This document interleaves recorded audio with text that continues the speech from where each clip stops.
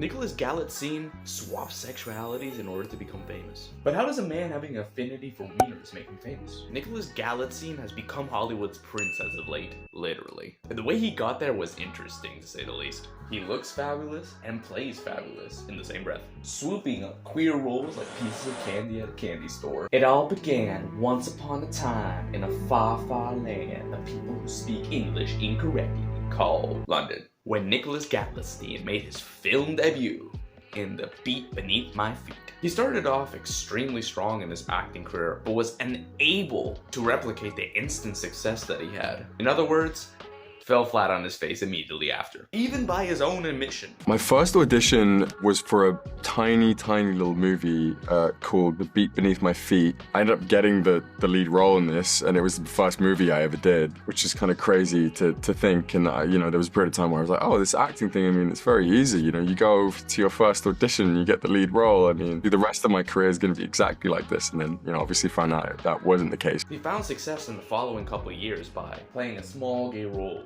in the show Legends, and a lead role in the movie High Strung, where he learned that perhaps he can combine gay with quirky. Thus, the sexuality swap began.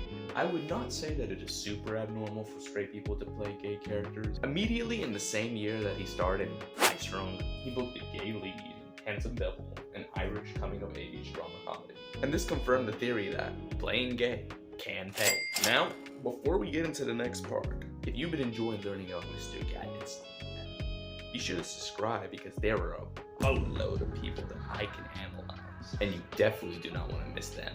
Now, after this film, Handsome Devil, he realized that the theory of combining gay with quirky is a winner, because even the films that he portrays straight characters in, such as Bottoms, you have a heavy element of queer baiting energy with said quirkiness. Which that could be another video entirely, but that's besides the point. There became a desire to bring that gay energy into characters in films that were not specifically gay, so to speak, on Galitzine's part. When he did his bisexual role in The Craft Legacy, he realized it might be advantageous to switch sexualities on command, just like a company in Pride Month. Whenever it was convenient though, he did swap back to straight roles, playing a very conservative role in the movie Purple Hearts, which showed him in a love story with a woman, but definitely took the cake, so to speak, with his role in Red, White, and Royal Blue.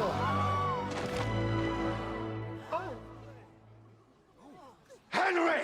At his earliest convenience. Now, I know, some of you may be thinking that I have a negative opinion on all this. I actually love the casting choices for him in Red, White, and Royal Blue, and believe that straight people can play gay characters, gay people can play straight characters. And although he seems to be revving his queer engine again in his newer production, Mary and George, even though he's sprinkling in a straight role every now and then, such as when he starred in The Idea of You, to keep up the persona, of course. I'm kidding.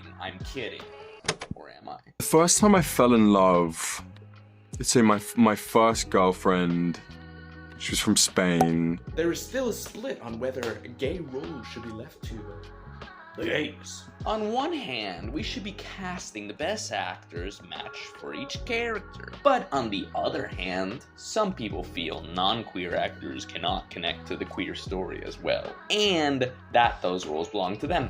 I honestly understand both sides, but riddle me this. Let's say you have an actor and he's never been through grief before. He's never had a family member die, and never really had much experience with death at all. Do you think that that same actor cannot play a grieving role? Like, they can't play a role where their mother dies. Now, you might come back to me and say, well, yeah, but like, people have mothers.